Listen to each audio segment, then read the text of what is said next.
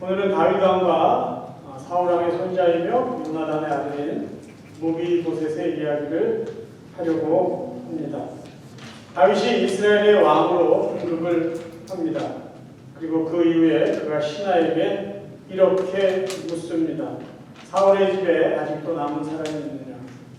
이렇게 물은 이유는 그의 정적인 사울 가문의 사람들을 숙청하려고 하는 것이 아니라 사울의 가문에 있는 사람들에게 은총을 베풀기 위해서입니다. 여기서 요나단으로 말미암아라는 이 의미는 요나단과 나와의 약속으로 인하여 이런 의미가 담겨 있습니다. 성경에 다윗과 요나단은 그 우정이 아름답기로 유명한 이야기입니다. 그들의 우정은 그저 단순히 친하다, 아름답다 이 수준을 넘어서 거룩한 하나님 안에서의 언약 관계로 맺어진 우정입니다. 다윗과 요나단은 서로를 사랑하고 서로를 인정했습니다. 그런데 실제적으로 보면 사울 왕의 아들인 요나단은 차기 왕으로 왕권을 이어갈 사람입니다. 그럼에도 불구하고 요나단은 하나님이 자기가 아닌 다윗을 왕으로 세운다는 것을 알았어요. 그 하나님의 뜻을 믿었습니다. 그래서 요나단은 자기의 옷과 그 무기를 다윗에게 줘요. 그것은 무엇을 의미하냐면 왕권은 너에게 있다는 것을 그 스스로 인정하는 그런 행위였습니다. 근데 자기 아버지 사울이 다윗을 너무 시기해서 죽이려고 살기가 등등하는 것을 보고 요나단이 다윗에게 이런 약속을 해요. 내가 너를 지켜주겠다. 내가 우리 아버지의 위협에서 너를 지켜주겠다. 라고 약속을 하면서 다윗에게 부탁을 합니다. 그 부탁의 내용이 이거예요. 너는 내가 사는 날 동안에 여호와의 인자하심으로 내게 베풀어서 나를 죽지 않게 할 뿐 아니라 여호와께서 너 다윗의 대적들을 지면에서 다 끊어버리신 때에도 너는 너의 인자함을 내 집에서 영원히 끊어버리지 말라. 이 말은 무슨 내용이 담겨있냐면 이제 자기 아버지 또 자기 자신이 이 왕권도 무너지고 죽게 될지 모른다. 나를 좀 보호해달라. 근데 만약에 너의 대적들, 곧 아버지의 이 세력들이 이 정권이 다 무너지고 다 사라진 후에라도 너는 나에게 인자함을 베풀어서 내 자식들을 지켜달라는 그 부탁이에요. 이 언약을 다윗과 요나단이 함께 하나님 앞에서 맺습니다. 그리고 다윗이 왕이 된 이후에 요나단과의 약속을 기억해서 그 후손을 찾고 있는 것이죠. 사실은 그 당대의 문화를 보면 정권이 바뀌면 새로 정권을 잡은 이 왕은 이전 정권의 실세들을 다 죽이는 것이 어찌 보면 일반적인 일이었습니다. 그런데 다윗은 그렇게 하지 않았죠. 요나단과의 약속을 지켰습니다. 그래서 요나단의 자식을 수송을 해서 찾아서 그에게 있는 유일한 아들 무비보셋을 찾아서 왕궁으로 불러들이고 요나단의 아들 무비보셋에게 선배를 합니다. 자, 이제 다윗 왕이 요나단의 아들 무비보셋에게 어떠한 호의를 베풀었는지를 한번 살펴보려고 합니다. 다윗은 무비보셋이 잃었던 그 세 가지의 것을 회복시켜줘요. 첫 번째, 다윗이 무비보셋에게 회복해 준 것은 무비보셋의 왕의 신분이에요. 본문 9장 7절에 있습니다. 다윗이 그에게 이르되 무서워하지 말라. 내가 반드시 내 아버지 요나단으로 말미암아 내게 은총을 베풀리라. 내가 내 할아버지 사울의 모든 것을 다 내게 도로 주겠고 또 너는 항상 내 상에서 떡을 먹을지니라. 이 중요한 표현이 너는 항상 내 상에서 떡을 먹게 된다는 이 표현입니다. 내 상은 어떤 상입니까? 왕이 앉아서 왕이 식사하는 자리입니다. 다윗은 무비보셋에게 왕의 후손이라는 왕의 신분을 회복시켜줘요. 어떻게요? 왕이 앉아서 먹을 수 있는 식탁 자리에 무비보셋을 초대함으로 그 왕의 신분이 너에게 있다는 것을 확인시켜줍니다. 우리가 오늘 읽은 본문이 사무엘하 9장 1절에서 13절 13절인데요. 13절의 이 내용 중에 왕의 식탁에서 식사를 해라, 왕과 함께 식사를 해라, 이 표현이요 4번이나 반복돼서 나옵니다. 무엇을 이야기하려고 하냐면 무비보셋 너는 왕족이야, 너는 왕의 자식이야, 너는 왕손이야, 이것을 계속해서 확인시켜주는 거예요. 자, 이제 너는 왕이 나와 함께 왕의 식탁에 앉아서 왕손으로서 권위를 가지고 그러한 삶을 살라라고 이야기해주고 있습니다. 다윗이 무비보셋의 이 왕의 신분을 회복해주면서 동시에 회복해준 게 뭐냐면요, 할아버지의 제사입니다. 오늘 본문에 시바라는 이 사람이 등장하는데 이 사람은 사울 왕의 종이었습니다. 그런데 이 시바가 사울 왕이 몰락하자 사울 왕의 모든 재산을 자기가 다 누렸어요. 종두거리고 거느리고, 그리고 오히려 사울 왕의 손자인 무비보셋을 섬기지도 않고 자기 멋대로 사울 왕의 재산을 다 쓰고 있었어요. 다윗 왕이 그것을 무비보셋에게 돌려주라고, 다윗은 무비보셋이 왕의 후손이라는 그 신분을 회복시킵니다. 두 번째, 다윗은 무비보셋의 자존감을 회복시킵니다. 처음에 다윗 왕 앞에 나올 때 무비보셋은 자기 스스로를 뭐라고 표현하냐면요, 죽은 개 같은 사람이다라는 표현을 써요. 9장 8절 읽어드립니다. 그가 전하였는데 이 종이 무엇이기에 왕께서 죽은 개 같은 나를 돌아보시나요? 무비보셋은 왜 이런 표현을 썼을까요? 나는 개 같은 사람입니다. 그 정도도 너무 비참한 표현인데 죽은 개 이런 표현을 해요. 왜 무비보셋이 이렇게 아주 추하고 이런 단어를 사용했을까요? 그동안 그의 삶이 그랬기 때문이에요. 나는 짐승 같은 존재로 살아왔습니다.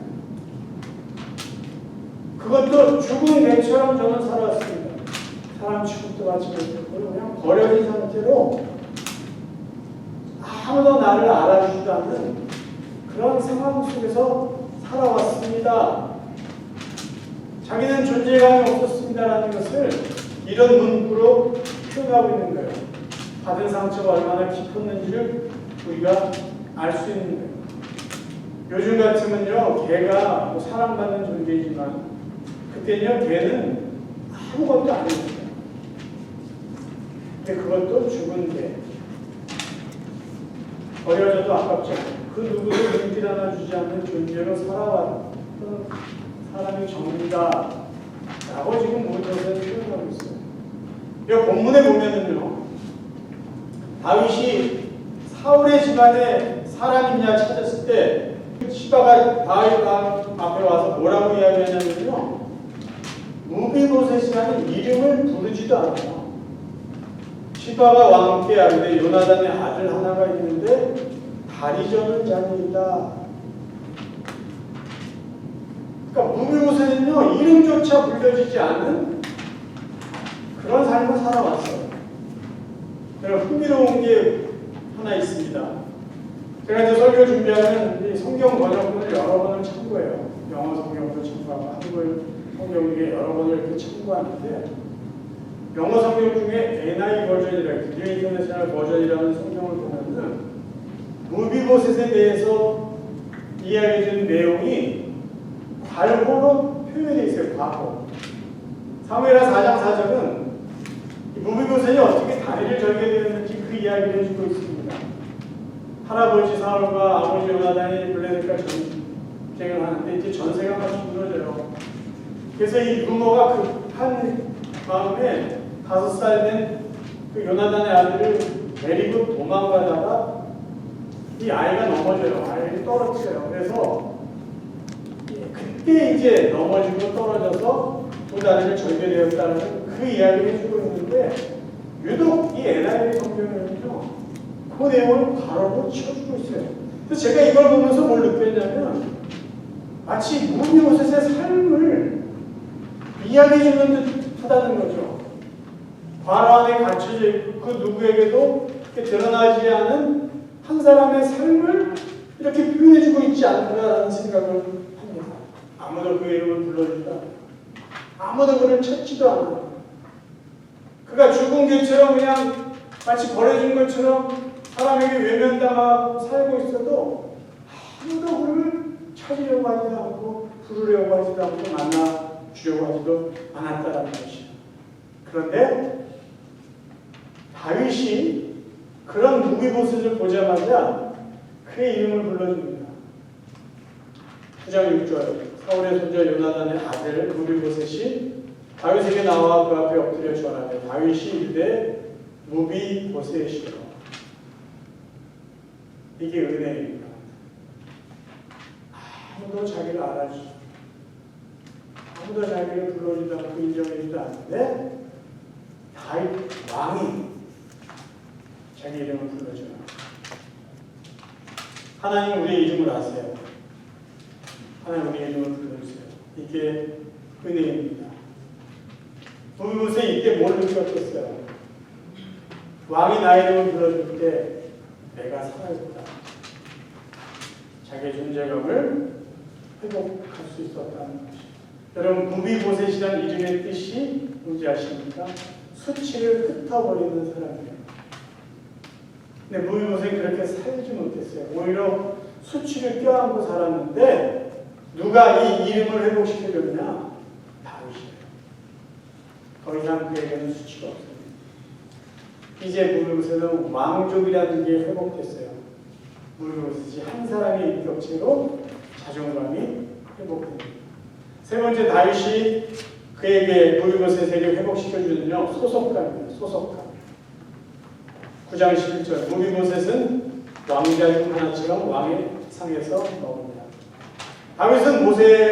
다윗은 무비보셋을 손님처럼 대하잖아요. 한번 왔다 그냥 가는 사람 나그네처럼 대하지 않았어요. 가족처럼 대합니다. 축구처럼 대해요. 그래서 무비보셋에게 말해요. 야, 너는 항상 내 식탁에서 함께 밥을 먹어. 무비보셋에게 뭘 회복시켜줬어요?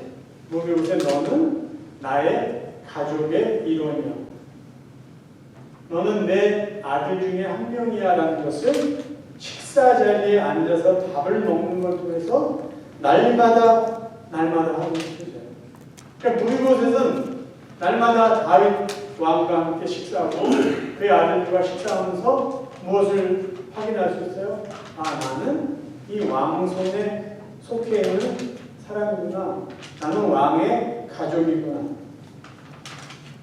무비보셋은 더 이상 잊혀진 존재로 살 필요가 없어요. 혹시 나를 잡아서 죽이면 어떡할까? 혹시 누가 사울 왕의 손자다, 요나단의 아들이라 해서 새로운 정권에서 너는 살 수 없어라고 누가 잡아가면 어떡할까? 그런 불안함에서 살 필요가 없어요. 이제 날마다 나는 왕의 가족이다. 그것을 확인하며 살게 되었습니다. 구원받은 성도들이요, 저와 여러분 같은 사람들이 매주일 예배당에 와서 예배드린다는 것은요, 우리가 어디에 속해 있는지를 우리 스스로 확인하는 시간입니다. 저희 모두는 하나님 나라의 백성이라는 것을 하나님 앞에 예배드리는 이 자리에서 서로 확인하는 거예요. 아, 나는 천국 백성이구나. 나는 하나님의 백성이구나. 하늘나라 백성이구나. 나는 하나님의 자녀구나. 저희가 때마다 성찬식을 하죠. 그것도 무엇을 의미하냐? 어떤 메시지가 담겨있냐? 내가 주님이 나를 위해서 흘리신 피, 나를 위해서 살점이 떨어져 나간 그 고난을 성찬을 통해서 참여할 때 뭘 느끼냐? 나는 하나님의 자녀라는, 하나님 나라의 백성이라는 소속감을 확인합니다. 그 누가 성찬에 참여할 수 있습니까? 소원받은 하나님의 백성들이기 때문에 참여할 수 있습니다. 예배를 마치고 저희들이 식사하는데도 중요한 메시지가 담겨 있어요. 그저 성도들이 모여서 밥을 먹는 시간이 식사 자리가 아니라 우리가 함께 식사하면서 교제하면서 우리는 하나님 안에 한 공동체에 속해 있는 하나님의 백성입니다. 우리는 한 교회를 이루는 하나님의 자녀들입니다라는 것을 우리가 그 교제 시간을 통해서 확인하고 그것을 누리는 그 자리가 식사의 자리라는 것입니다. 자, 이제 제가 말씀을 정리하겠습니다. 무비보셋이 다윗에게 한 게 무엇입니까? 한 게 없어요. 그저 다윗 왕 앞에 엎드린 것밖에 없어요. 자기는 그냥 가만히 있어요. 숨죽이고 살고 있었는데 다윗이 먼저 자기를 찾아왔고요. 자기를 불러줬고 그저 다윗 왕 앞에 나아갔더니 왕이 내가 왕족입니다. 그리고 나에게 나의 이름을 불러줬어요. 그리고 너는 나의 식탁에서 같이 밥을 먹어. 그렇게 해줬어요. 한 게 하나도 없어요. 다윗 왕이 다 해줬어요. 자, 우리 이야기 해볼까요? 우리가 죄 용서를 받았어요. 그래서 하나님의 자녀가 됐어요. 우리가 죽으면 천국 갈 수 있는 어마어마한 축복을 받았어요. 그러기 위해서 우리가 한 게 뭐가 있죠? 하나도 없어요. 하나도 없어요. 하나님이 먼저 우리를 찾으셨고요. 우리를 위해서 먼저 예수님을 이 땅에 보내시고 우리 죄를 대신해서 먼저 예수님을 죽게 하셨어요. 그 은혜를 믿게 하시고 우리로 하여금 하나님의 자녀가 되게 했어요. 그러니까 우리가 한 게 하나도 없어요. 하나님이 먼저 시작하시고 하나님이 그 일을 다 이루어 주셨고 우리에게 은혜를 주신 것 같아요. 성경은 그래서 이렇게 이야기합니다. 우리가 아직 죄인 되었을 때 그리스도께서 우리를 위하여 죽으심으로 하나님께서 우리에 대한 자기의 사랑을 확증하셨습니다. 우리는 여전히 죄 짓고 있습니다. 우리는 여전히 죄가 죄인지 모르고 그렇게 살고 있을 때 하나님이 먼저 시작하신 그 일을 우리를 위해서 다 이루어주셨어요. 예수 그리스도를 죽게 하시고 부활하게 하시고 우리의 죄 용서 후에 어떻게 될 것인지를 예수님을 통해 다 보여주시고 확인해 주셨어요. 그리고 우리를 구원해 주신 다음에 알아서 살아 이렇게 내버려 두시지 않고 우리를 이렇게 불러주십니다. 이렇게 인정해 주세요. 너희는 택하신 족속이요 왕같은 제사장이요 거룩한 나라요 그의 소유가 된 백성입니다. 택함 받았어요. 왕같은 제사장으로 만들어주셨어요. 거룩한 하나님 나라의 백성 되게 했어요. 그 정도의 은혜를 받고 사는 사람들이 저와 여러분입니다. 마치 무비보셋이 다윗 왕을 만나서 그가 새로운 삶을 살게 된 것 같이 저희들에게도 하나님의 은혜 때문에 새로운 삶을 살게 되었다는 것이죠. 그러면 다윗이 무비보셋에게 이렇게 귀한 은혜를 베풀어준 이유는 어디에 있을까요? 무비보셋 때문이 아니라 무비보셋의 한 일이 있기 때문이 아니라 무비보셋의 아버지 요나단과의 언약, 약속 때문입니다. 무비보셋 때문에 다윗이 그에게 은혜를 준 게 아니라 아버지 요나단과의 맺은 언약 때문에 아들 무비보셋에게 그 은혜를 주셨어요. 하나님이 저와 여러분에게 은혜를 주신 이유가 어디에 있을까요? 우리가 한 것 때문이 아니라 하나님의 약속, 하나님의 언약 때문입니다. 하나님의 언약은 무엇일까요? 창세기에 가면 하나님께서 아브라함을 선택하신 다음에 이런 약속을, 언약을 맺으세요. 내가 너를 축복하겠다. 내가 너의 후손을 잘되게 하겠다. 그런데 너의 후손, 너의 씨, 단수입니다. 너의 후손 중에 한 명을 통해서 이 인류를 구원하겠다는 약속을 하세요. 이 약속을 하나님이 다윗 왕에게 한 번 더 하십니다. 다윗 왕에게 너의 왕권을 내가 영원토록 유지시켜주겠다. 그런데 너의 후손 한 명을 통해서 인류를 구원할 메시아를 보내주겠다. 아브라함에게 한 언약의 약속을 다윗에게 한 번 더 확인시켜주세요. 그리고 그 약속 그대로 이 땅에 메시아 예수 그리스도를 보내주셔서 그분을 통해서 우리의 죄를 용서하시고 우리를 구원해 주셨어요. 우리가 하나님의 자녀된 건요, 하나님의 약속 때문에, 우리가 무엇을 했기 때문에, 우리가 그 언약대로 가치 있게 살았기 때문이 아니라 순수히 하나님의 약속 때문에 우리는 하나님의 구원의 은혜를 받은 사람들이라고 합니다. 히브리서 6장에 하나님의 약속이 성취될 수밖에 없는 이유를 이렇게 말해주고 있습니다. 하나님께서는 약속과 맹세를 동시에 다 우리에게 주셨습니다. 이 둘은 우리가 완전히 믿을 수 있는 것입니다. 하나님은 거짓말을 하실 수 없는 분이기 때문입니다. 약속과 맹세를 동시에 했다라는 말은 이거예요. 내가 너희를 구원해 주겠다고 약속하고 이 약속을 내가 반드시 지키겠다고 맹세를 했다는 거예요. 근데 보통 맹세는요, 자기보다 높은 사람, 권위가 있는 사람의 이름을 걸거나 해요. 근데 하나님은 하나님보다 높은 존재가 없기 때문에 하나님 자신에게 맹세를 한 거예요. 그러니까 내가 너희들의 죄를 용서해주고 내가 너희들을 구원해주겠다고 약속하고 내 이름과 내 명예를 걸고 맹세하겠다 이렇게 하시거든요. 그러니까 이 말은 내 약속은 반드시 지키겠다는 하나님의 강력한 의지가 담겨있다는 뜻입니다.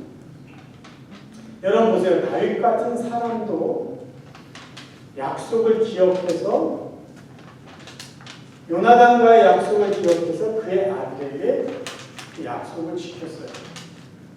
사람도 그래요. 하나님은 어떠신가? 우리를 구원하겠다. 하나님이 우리를 고와 같이 내버려주시지 않는다. 내가 너희를 사랑한다. 나의 사랑은 세상에 그 어떤 것도 끊을 수 없다. 내가 너희와 영원히 함께하겠다 약속하셨는데 그 약속을 잊어버리실까요? 그 약속을 모른 척 하실까요? 그렇지 않습니다. 우리가 하나님의 약속을 믿을 수밖에 없는 것은 하나님의 성품 때문이에요. 디모데후서 2장 13절. 비록 우리는 신실하지 못할지라도 주께서는 언제나 변함없이 신실하십니다. 그것은 신실한 속성을 지니신 주께서는 자기 자신을 부인하실 수 없기 때문입니다. 쉬운 말씀이에요. 이 말은 뭐냐면요, 하나님은 성실하신 분입니다. 하나님은 신실하신 분입니다. 우리가 보겠죠. 하나님의 신실하심은 어디에서 나오냐면 우리가 잘했기 때문에, 우리가 사랑받을 만하기 때문에 하나님의 신실하심이 나오는 게 아니라 하나님은 원래 신실하신 분이에요. 내가 이 약속한 것을 지킬 수밖에 없는 분이 하나님이시기 때문에 하나님 우리에게 신실하시다는 거예요. 하나님은 내가 너희를 사랑한다 약속하셨으면, 말씀하셨으면 그 약속을, 그 말씀을 지키실 수밖에 없는 분이 하나님의 신실하십니다. 그래서 하나님이 약속하신 것을 우리는 믿을 수밖에 없다는 거예요. 믿을 수밖에 없다. 그게 하나님의 성품입니다. 그것을 우리는 믿음이라고 말하는 것입니다. 자, 오늘 본문 마지막 절은 이렇게 끝이 납니다. 무비보셋이 항상 왕의 성에서 머무므로 예루살렘에 산다. 그는 두 발을 다 잘라. 이 마지막 문장이 저는 사실 마음에 들지 않아요. 왜냐하면 무비보셋이 항상 왕의 성에서 머무므로 예루살렘에 삽니다. 이렇게 끝냈으면 마치 이런 것을, 로마의 마지막 분, 그는 행복하게 살았습니다. 그러면 되는데 왜 굳이 그는 두 발을 다 절더라라는 이 말을 거기다 포함시켰을까요? 왜 성경은 굳이 무비보셋이 여전히 두 발을 절었다라는 것을 계속 언급해 놓았을까요? 자, 무비보셋이 다윗 왕의 은혜를 입고 살았어요. 그렇지만 그는 여전히 장애가 있었습니다. 여전히 그는 사실 아픈 상처가 있었어요. 그런데 중요한 게 여기 있습니다. 여전히 무비보셋에게는 장애가 있었지만 그 장애는 더 이상 그에게 장애물이 되지 않았다는 것이에요. 왠지 아세요? 다윗 왕이 그를 지켜줬기 때문에, 다윗 왕과 그가 함께 살았기 때문에, 다윗 왕이 그를 책임져 줬기 때문에. 구원받은 이후에 저희들의 삶은 어떻습니까? 종종 어떤 사람은 그래요. 예수 믿고 나면은 나는 아프지도 않고 다 잘 될 줄 알았는데, 왜 이렇게 아프죠? 예수 믿고 나면 사업이 다 잘 될 줄 알았어요. 근데 사업이 힘드네요. 맞아요. 틀린 말은 아니에요. 우리가 예수 믿는다고 해서 우리 삶이 내가 원하는 대로 다 바뀌지 않습니다. 여전히 우리는 실패할 수 있어요. 여전히 아플 수 있어요. 여전히 우리 안에 상처가 남아있을 수 있어요. 그럼에도 불구하고 우리가 살아갈 수 있는 분명한 이유는 뭔지 아세요? 하나님이, 만왕의 왕이신 하나님이 우리의 아버지시기 때문입니다. 만왕의 왕이신 하나님이 우리의 상황과 형편을 보시고 우리를 지켜주시고 보호해주시고 책임져 주시기 때문이에요. 우리는 여전히 두 발을 저는 불편한 몸을 갖고 장애를 안고 살아갈 수밖에 없는 연약한 존재이지만, 그럼에도 불구하고 우리가 우리의 연약함이 장애물이 되지 않는 분명한 이유, 하나님 우리 아버지가 되시고 우리의 보호자가 되시고 우리는 하나님 안에서 하나님 주신 은혜를 누리며 살아가는 하나님의 자녀들이기 때문입니다. 기억하세요. 우리의 연약함보다 하나님이 항상 크세요. 우리의 아픔보다 하나님의 은혜가 항상 더 큽니다. 우리의 문제보다 하나님은 언제나 더 크세요. 우리가 이것을 기억한다면 우리의 연약함은 더 이상 문제가 되지 않습니다. 언제까지요? 영원까지. 하나님이 우리와 함께 하시는 영원까지 우리는 아무런 문제 없이 살아갈 수 있는 하나님의 자녀들입니다. 사랑하는 성도 여러분, 저와 여러분의 남은 삶이 하나님께 있다는 것을 기억하세요. 그 하나님은 누구냐? 우리의 왕이시고 우리의 아버지시고, 그 하나님이 우리를 찾아오셨고 우리를 초청하셨고, 어디를요? 왕의 식탁. 나와 함께 와라. 나와 함께 와자. 그 존재가 바로 저와 여러분. 남은 삶을 왕이신 하나님, 우리의 아버지신 하나님과 함께 와 하나님 때마다 순간마다 주시는 은혜로 살아가는 복된 하나님의 자녀들 되시기를 주님의 이름으로 축원합니다.